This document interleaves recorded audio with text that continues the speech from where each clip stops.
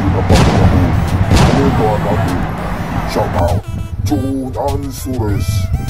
Chairman Abante, earlier, he was already cited in contempt. Oh, okay. Na-contempt And na. there was Di ba already... pwedeng pangalawang contempt? We will just probably allow him to Okay. serve the first contempt order and then later on we decide. May I if he continue still- on? Okay. Colonel Garma, nabanggit mo sa test question ni Congressman Flores na ngayon mo lang nalaman itong mga bagay na ito. Yes, Mr. Chair. Okay. Si Mr. Ramon Tulfo, on September 17, ito ang sinabi niya. Pakinggan mabuti ha. Ang sabi ni Mon Tulfo, inuulit ko ang aking suwestyon. Ibig sabihin, he suggested that before, na dapat imbestigahan si dating PCSO General Manager Ronia Garma sa pagpatay kay PCSO Board Member Wesley Barayugan. Maraming naniniwala na si Garma ang utak sa pananambang kay Barayugan, isang retired Brigadier General na miyembro ng PMA Class 1983. Si Barayugan kasi, bilang board member ng PCSO, ang umaharang sa pagbibigay ni Garma ng mga STL franchises sa kanyang mga kaibigan. You deny that, am I right? Yes, Mr. Chair. Okay. Ito pa, natutuloy ko ha. Di pa nalulutas ang pagpatay kay Barayugan. That's why these people here came to testify. And I'm telling it to you right now, as I can notice the testimony of Colonel Mendoza here, I have never seen any police officer weep before this committee or any committee for that matter.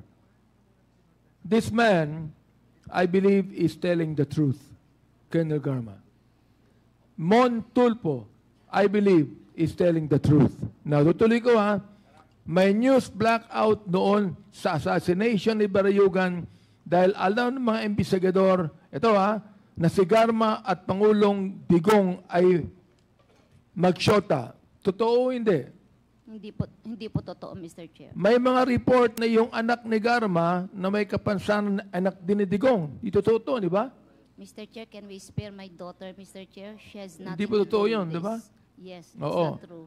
Napilitang alisin ni Digong sa PCSO si Garma nang umangal na ang mga generals at colonels na mga graduate din ng PMA gaya ni Barayugan. Hindi rin po totoo to, hindi ba? Wala akong Hindi alam. rin, no? Therefore, nag-isinungaling si Montulfo, nag-isinungaling si Colonel Mendoza, nag-isinungaling si Nelson Mariano. Am I right? Opinion nila yun, Mr. Chair. Then, am I Para sa right? akin Yes or po, no? Para sa akin, hindi po totoo Nagsisinungaling ba sila? lahat. I cannot... Yes, Mr. Chair. Okay, now, let me go back. Let me go back when you were the chief of police of Cebu City. Nandito ang affidavit ni Baby Rosales Sino yan? Lady Rosales. na ang kanyang anak ay napatay nung ikaw ang chief of police ng Cebu City. Naalala mo? Wala po akong natatandaan po, Mr. October 4, 2018. Hindi ba ikaw ang chief of police ng Chair. Yeah, I am Cebu the... City at that time? Yes, Mr. Chair. I'm the Okay, city siya po director. ay napatay nung panahon na ikaw ang chief of police. I'm the city director. There are station commanders Ito under... ang affidavit ni Baby Rosales. Yes. All right. Now, merong case summary dito ng sworn statement ni Miss Raquel Lopez. Naalala mo si Raquel Lopez? No, Mr. Chair. Hindi mo naalala. Ito ang sinabi niya para malaman mo. Sa wikang Ingles na tinanscribe ni William Reyes, ang sabi niya, during the wake of my son, Garma and her police officers arrived in my place. Those who were attending the wake scampered away from seeing them. Garma was enraged as she hollered out and strut around. She was angry at us for holding awake on the death of my son. She yelled out, Why is there only one dead? There are many of them here. You are also denying that. Yes, Mr. Chair. You are. Yes. I am denying it. Wala akong sinabing ganyan, Mr. Chair. You were the chief police at that time in Cebu City. City Director, Mr. Chair. You are the city director at that time. Therefore, you know this incident. Hindi pwedeng ikaw, city director, na hindi mo alam ang insidenteng ito. My goodness naman, I'm Colonel aware. Garma, you are the director, the city director. I cannot Hindi ka recall. pinapaniwala na hindi mo alam sa mga nangyaring ito. Ito na nagtetestimony, napatay ang kanyang anak. Ikaw, umiiyak ka dito nung kinontem ka namin sapagkat naalala mo yung anak mo. Ito, napatay yung anak niya. Sumisigaw ka pa, sinasabi mo dito, ha? Okay. Hindi ako nagagalit sa'yo. Dynamic lang ako. Naunawahan mo ako? Yes, Mr. Chair. To give emphasis to what I'm trying to say. Ito, nag-mention siya, during the wake of my son, Garma and their police officers arrived in my place.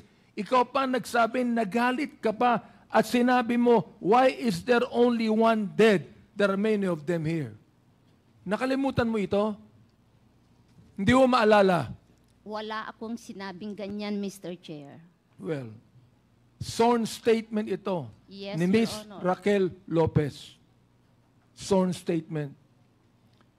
Gusto ko lang sabihin sa iyo, when we cited you in contempt, you are weeping before your lawyer because you remember your own child na maiiwan, a special child.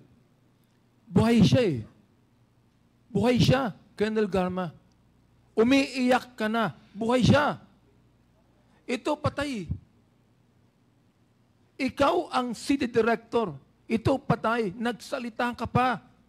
Nagsalita ka pa dito. Ang sabi mo, bakit isa lang ang namatay?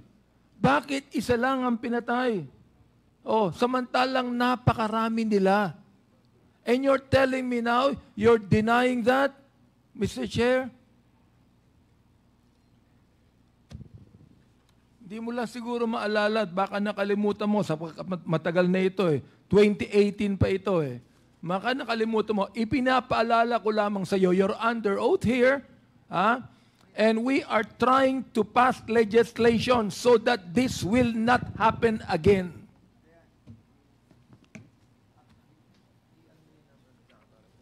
Mr. Chair,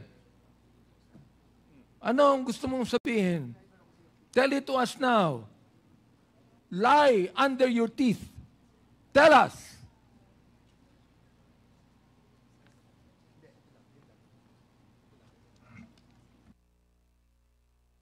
Colonel Garma, ako, hindi ko akalain bilang ikaw isang babae, no?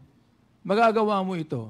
You're denying it right now. You're denying everything right now. Ang dami mo nang dinanay, Colonel Garma.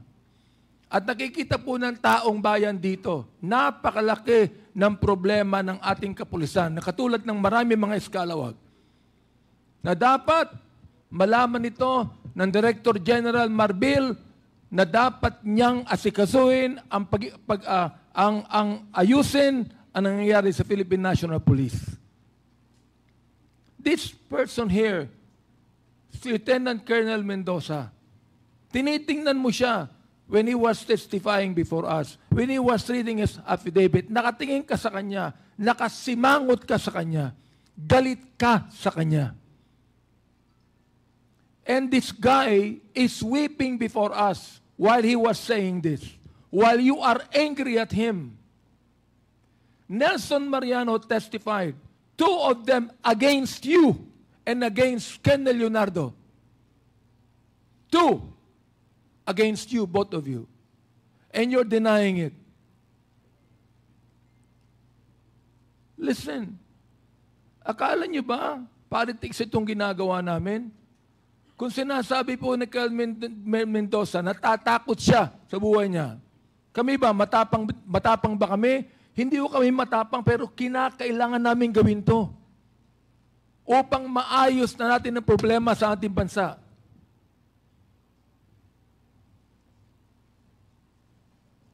Hindi ba gusto mo rin ayusin, Colonel Garma? Yes, Mr. Chair. Gusto mo yung ayusin, Colonel Leonardo?